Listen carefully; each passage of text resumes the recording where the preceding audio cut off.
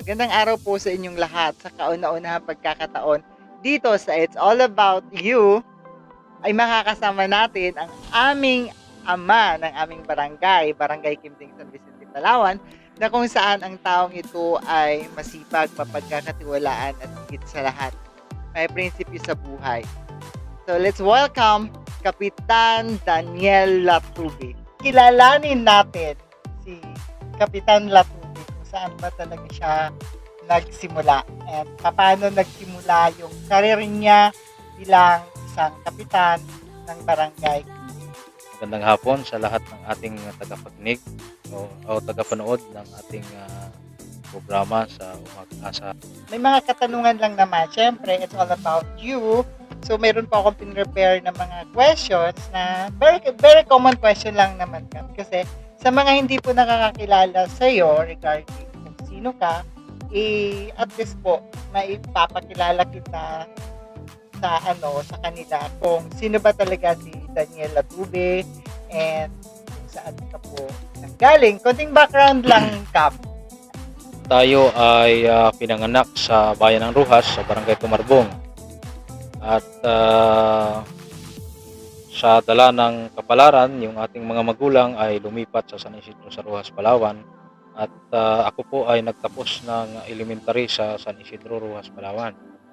San Isidro Elementary School.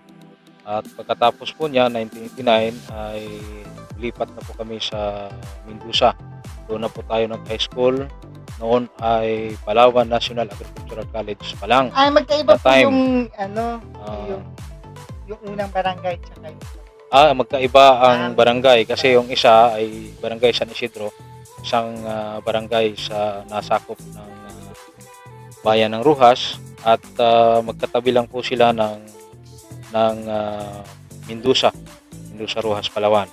At yung pinanggalingan ko ay katabi rin yung kung saan ako pinanganak ay katabi rin ito ng Barangay San Isidro. Yung Barangay Tumarbong. Magkapit-bahay lang. Magkatabi lang. Yung tatlong barangay na to ay magkakatabi from Tumarbong, lipat sa San Isidro. Then the time, napakahirap pa nung mga panahon na yan dahil kalsada nga natin, halos ang tawag doon, mga PD road. Karosa lang ang makakadaan. Motor, tao. Motor, wala pang gaanong motor noon. Bike pa lang, halos, karosa at saka bike. Tao lang. And then, lumipat na po tayo sa Roxas, ay sa Mendoza National High School. Ngayon, noon ay Palawan National Agricultural College. Doon tayo nag-aral ng high school. Self-supporting na kagad tayo nung high school tayo dahil kami ay marami po kami magkakapatid. Kunti lang kami, 11 kami, ay 12. Sa panahon na yun, Kap, self-supporting sa panahon na yun, medyo mahirap ang self-supporting kasi di ba parang magkano pa lang ang araw noon, 20 pesos pa lang. Yung pagka nagtabas ka maghapon, ang sweldo mo ay 20 pesos yung tatanggapin mo. 20 pesos. Saan aabutin yung 20 pesos? Parang hirap. Maaga tayong nawala ng nanay. Tapos nung 1994, graduate na po ako. Plano po mag-aral ng college sa STIO sa time.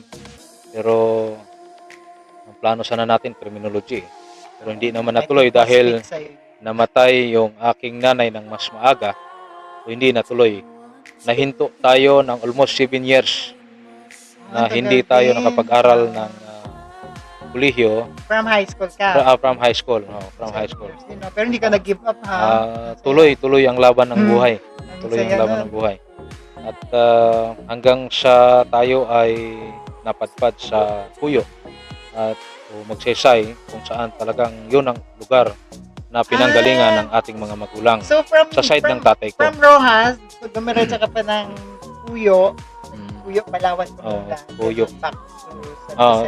Nag-aral ako ng halos tumira tayo ng 5 taon sa Puyo. Doon tayo nagtapos ng pag-aaral sa kolehiyo. Sa noon ay PISyo Pikat. Noon dati ay Pikat na absorb ng PISyo. Ang pag-graduate namin, yung aming title ng aming diploma ay PISyo na talaga. PISyo na. Year 2000, absorb na siya ng PISyo na Palawan State University. So doon tayo nagtapos. 2004 na po tayo nagtapos. Ang edad natin that time ay mga 27 na po. Bata 27 pa, na. in 7 years. 27. In 7 years Pa 28 na. stop ka, bata pa para sa 27. So, pagkatapos yan ay siyempre graduate na tayo, naghanap na tayo ng trabaho.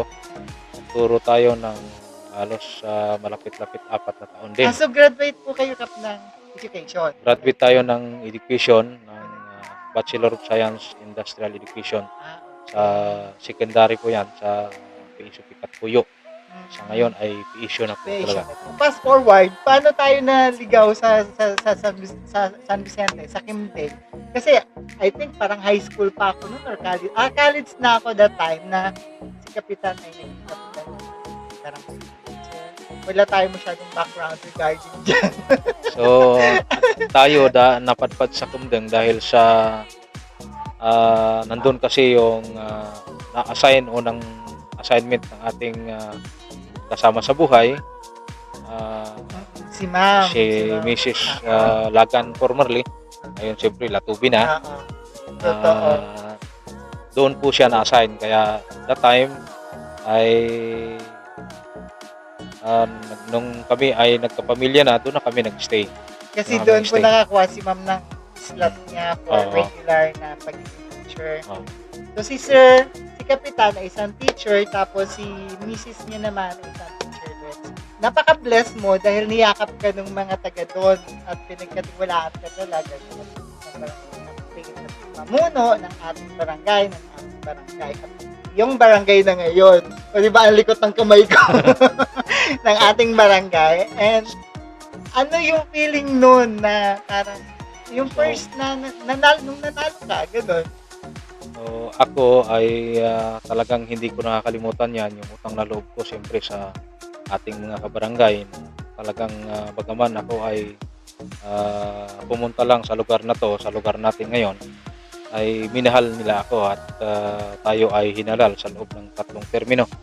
Hanggang oo, sa last kasalukuyan, ngayon ay last term na po tayo. So, unang-una, lahat ng yan ay binabalik ko sa Panginoon ng pasasalamat. Din pangalawa, siyempre sa mga tao, sa mga kabarangay natin na nagmahal sa atin. Sa inyong lahat, ito na ang panahon na kayo ay aking pasalamatan.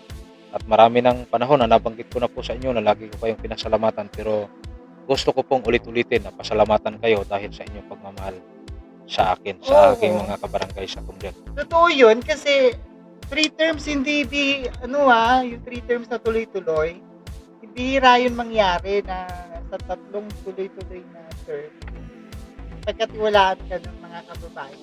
So, ibig sabihin, may good governance naman. Ganun yun. So, syempre, Kap, yun na. Kapitan ka na, tapos 3 terms sa first and second term natin, medyo okay. Pagdating ngayon ng third termino mo, parang mahirap sa atin or mahirap bilang isang kapitan ang maging kapitan sa panahon ng pandemya. So, paano nyo na-handle yung ganong situation, yung ganong problema natin? Parang ganun. Simple lang naman kasi ang mga sa bundok, sa atin, sa area natin, hindi masyadong mahirap, hindi masyadong Parang may mga hassle, advantage, no? may mga advantage sa panahon na yan na nagkaroon ng pandemya, mayroon ding disadvantage. Ang advantage ay nakatutok halos yung ating mga kabarangay sa kanilang mga bukid, sa pagsasaka, back to farm. pangingisda, at lalong napamahal yung buhay magsasaka sa mga kabarangay natin kasi yun ang isa sa mga advantage. Pero yung disadvantage, siyempre, hindi ka makatravel ng maayos dahil kailangan Parang mong, ako. di ba? Kailangan mong kumuha ng travel pass. Ang dami mga antigen, ang dami mong mga requirements na dapat i-comply bago ka makapag punta o makaalis sa lugar mo. Pero para sa akin bilang isang opisyal, parang normal na lang. Then yung ating ang tutok natin, matulungan natin yung ating mga kabarangay sa kabila ng ating mga naranasan na pandemya, itong kahirapan. Tama. Kasi pag sa barangay naman ka, parang parang normal lang, di ba? Kasi parang makokontrol mo pa siya kasi hindi unlike ng sa city na ikutan mo talaga 4 na subukan sa lang. Pero pag nasa barangay ka, parang normal lang siya, pero nandun pa din yung protocols, nandun pa rin yung Oo, hindi nawawala. Hindi nawawala siya yan. nawawala. Tapos yung nawawala. mga kababayan natin talagang nakapokus talaga sila sa gawain. Kumbaga back to basic uli ang nangyari. Oo, napabuti kung sa parting mga baryo sa kagaya natin, napabuti sa atin. Kumbaga natutukan yung mga trabahong pang bundok o yung hanap buhay na kasi hindi ka pwedeng pumunta ng syudad dahil lockdown, maraming mga kailangan. Tama. So tutok ka na lang sa iyong hanap buhay dito sa ating barangay, ating area. So yun, mahirap talaga yung ganung situation. Tapos paano nyo na, kasi hindi naman, kasi ganito, si Kapitan po, hindi po lingid sa kaalaman po yung parang religyoso yung tao. Talaga. Pag Saturday yun, talaga, ilalaan niya yun sa simbahan. So, paano nyo po naititimbang or natitimbang yung pagdating sa bayan, yung sa pamilya, and sa church, parang gano'n. Paano yung time management? Siyempre, first priority natin yung sa Panginoon. Unang-unang dapat, yan ang nagbigay sa atin ng buhay. Yan ang nagbibigay sa atin ng lahat ng mga pangangailangan natin sa araw-araw. Tama. Dapat yan ang priority natin. Siyempre, pagdating ng Sabado, tayo, pahinga, lilingkod po sa Kanya. Pagka simula naman siyempre Linggo hanggang Biyernes po yan, ay tutok po tayo sa pamilya. Lunes, pagsimula ng Lunes hanggang Biyernes, nakatutok na tayo sa trabaho natin sa opisina. So nakabalance natin ng maayos para mayroon tayong time sa pamilya, then mayroon tayong time sa opisina. So dapat pag hinanap si punong barangay, dapat nariyan siya sa opisina. Oo nga, diba? Kailangan responsable ka talaga. Kaya yung dapat yung magkakapitan, naka-stay sa baryo. Nandun ka lang. Maliban lang kung may mga importante kang lakad sa city o sa ibang lugar na mga importanteng lakad, pwede kang magano, pero totally dapat may time ka sa opisina na dapat pagpupuntahan ka ng iyong mga kliyente, ng iyong mga kabarangay o kung sino mang mga pumupunta sa barangay na may mga kailangan, nariyan ka para sila ay paglingkuran. Kasi para hindi laging hinahanap si Kapitan. Kasi sa 3 terms ni Kapitan talaga, alam ko naman, bababa ng puerto dahil sa mga emergencies, pero mostly nandun sa barangay. And mahirap talaga yung pagiging kapitan, malaking responsibilidad siya sa buhay. Parang isang magulang talaga. So, next question natin. Parang nagmamadali kami ni Kap kasi may pupuntahan po siya. Ito, paano po ang ginagawa ninyo kapag paano po yung ginagawa ninyo? For example, meron kayong isang project na gusto sa barangay natin. Paano nyo na-handle yun? Wala tayong pwedeng mapagpunan ng budget or wala talagang may makakuha sa taas, parang gano'n. Sa atin, yung strategy natin, kagaya ngayong taon, meron kaming project sa barangay na yung parking area. Isang maliit na building na tinayo namin, kasama po natin yung ating council. Yung pong mga multahan ng ating halimbawa, absent sa session, absent sa bayanihan, kasi kami every month may bayanihan talaga tayong ginagawa. Bawat wibis ng katapusan ng buwan ay nagkakaroon tayo ng bayanihan. Yan ay maintain talaga natin na ginagawa yan since na naging punong barangay tayo. Bayanihan ka ng council? Bayanihan yan ng buong or ng buong barangay government. Barangay government lang po yung nagbabayanihan sa mga officials lang at saka mga tanod. Lahat ng mga empleyado ng barangay, kasama natin yan sila sa pag-conduct ng bayanihan. Every month po yan, last Thursday of the month, ginagawa po natin yan. Minsan may mga emergency, nagpapatawag tayo bigla, kagaya ng mga stream clearing sa mga ilog. Oo nga, lagi ko yung nakikita sa mga post. Ginagawa natin yan dahil ang iniisip natin, delikado pagka bumara yung ating mga ilog at magkakaproblema, lalabas siyempre ang tubig, aapaw. Hindi na siya dadaloy ng maayos. Kasi yung barangay natin parang napagitna tayo sa dalawang ilog. So, Ganon. Kaya yung ating council talagang porsigido po tayo na malinisan lahat ng ilog sa ating barangay para sa kapakanan ng nakakarami. Kasi pagka ang ilog hindi na madaluyan ng maayos ng tubig, maapektuhan talaga yung ating mga sakahan. Dahil yung tubig, babalik yon, sisirain niya yung ating mga isa pa sa mga nakikita nating dapat masolusyonan din, yung mga drainage system natin.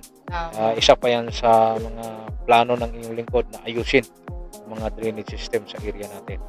So marami pa tayong iniisip na para sa kapakanan ng nakakarami. Oo nga Kap, kasi dapat especially ngayon, last term, dapat kung ano yung napagsimulan ni Kapitan, sinisusunod na sundan na mas mapabilis.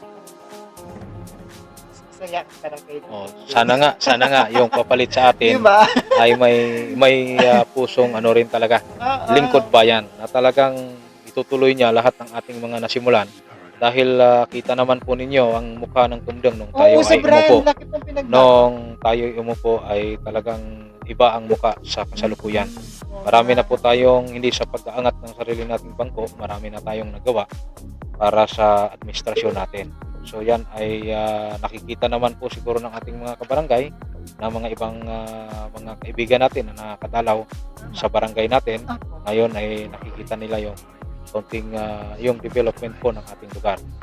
Concrete na po yung ating coastal road. Ayos na po yan. Grabing pursige natin dyan para matapos yan. Oo nga, super push kayo talaga. Then ngayon, mayroon pa tayong iniisip na isa sa mga kailangan kasama rito sa mga tanong mo. Kasama dyan sa Sir Paul. Kasama yan sa mga tanong po ninyo na yung mga priority projects natin. Ngayon ay may inaantay tayo na project na ayos na po natin lahat ng mga dokumento kailangan. Ma-concrete po yung mula sa Purok Tunayan papunta po sa Purok Bagong Silang. Almost 1 kilometer yan. Hindi, 800 meters po yan. At mayroon pa po tayong idudugtong doon sa Labrador Street.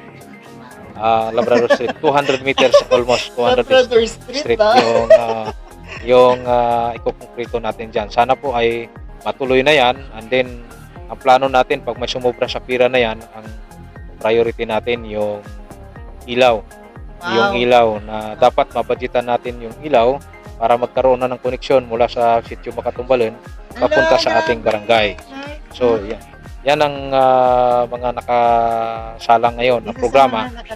Nakalinya na po ng mga projects natin. Sana ay loobin ng Panginoon na ma-download po yung pira galing sa national government, ma-download sa atin sa probinsya bago po dadalhin sa atin sa barangay para ma-implement na po yung projects na yan.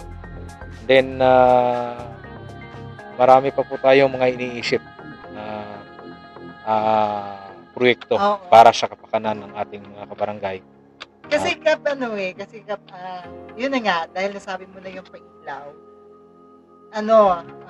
may mga ilan kasi ako mga kaibigan din, nakabili na rin ang mga property din.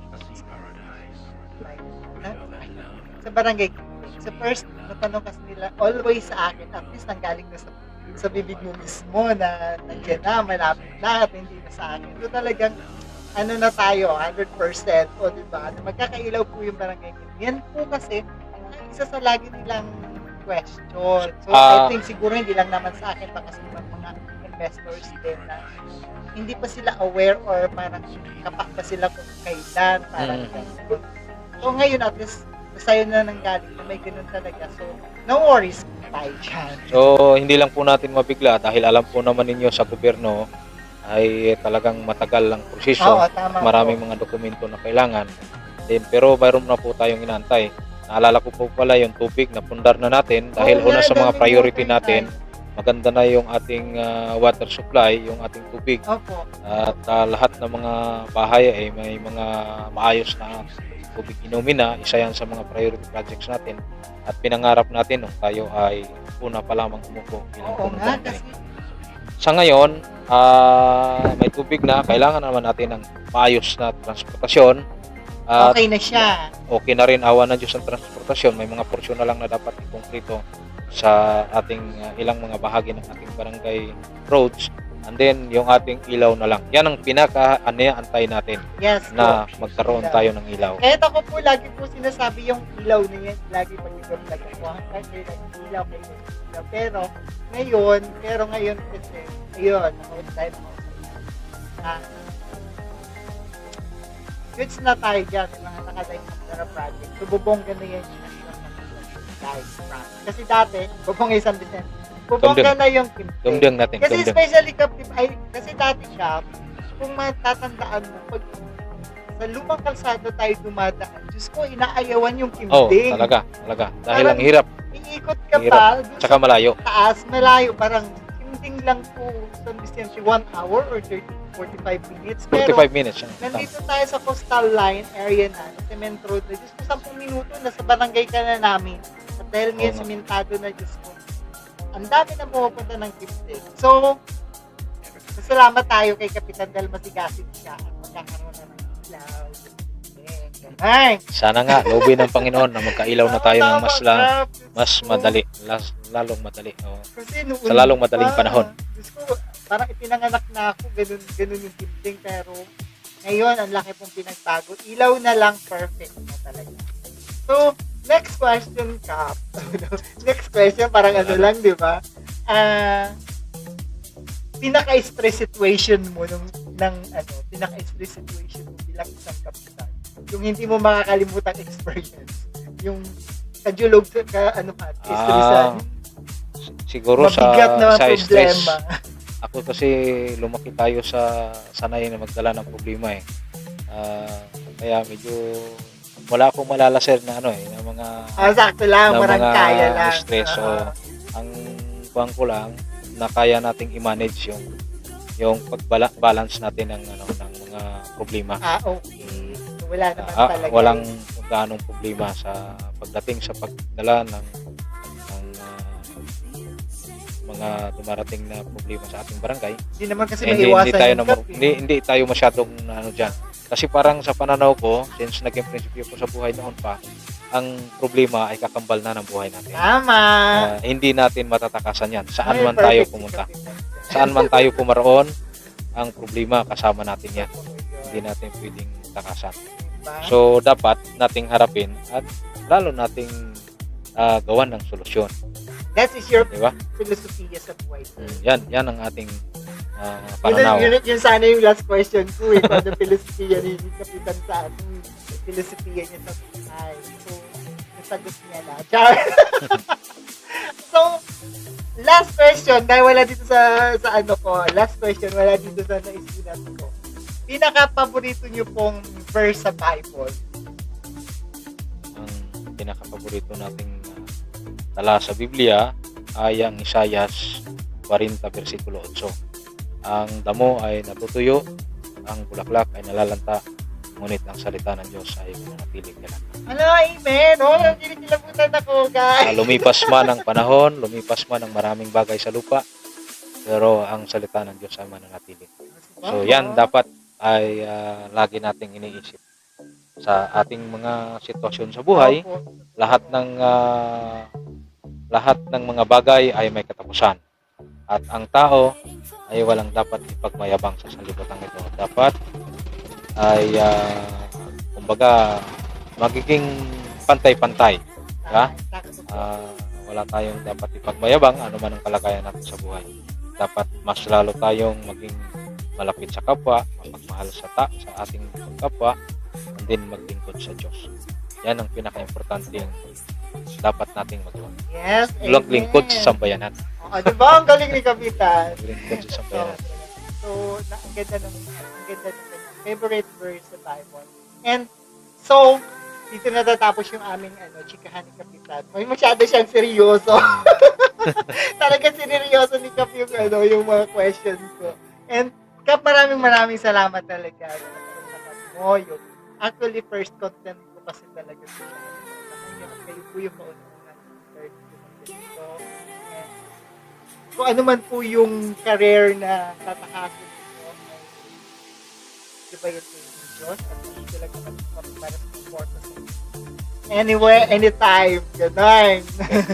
Maraming salamat Sir Paul sa inyong panahon na binigyan po bibigyan niyo tayo ng pagkakataon para maiparating o maipakilala ang ating sarili sa ating mga kaibigan, sa ating mga mamamayan, lalo tigit sa hilagang bahagi ng ating lalawigan ng Palawan. Salamat sa pagkakataong ito. Nawa ay patuloy tayong gabayan ng ating Panginoon at pagpalain tayo. Ay, ako po yung nagpapasalamat talaga sa Diyos. Kasi kayo po yung pumunta dito sa bahay. Sa halip na kayo pumunta sa kayo, siya talaga yung pumunta sa bahay para hindi ako mapagod. Char lang. Ako po talaga ay 100% thankful na natapos natin ito. So, Salamat sir sa tulong at suporta. Ngayon pa lang nagpapasalamat na po ako. Wala po, sir.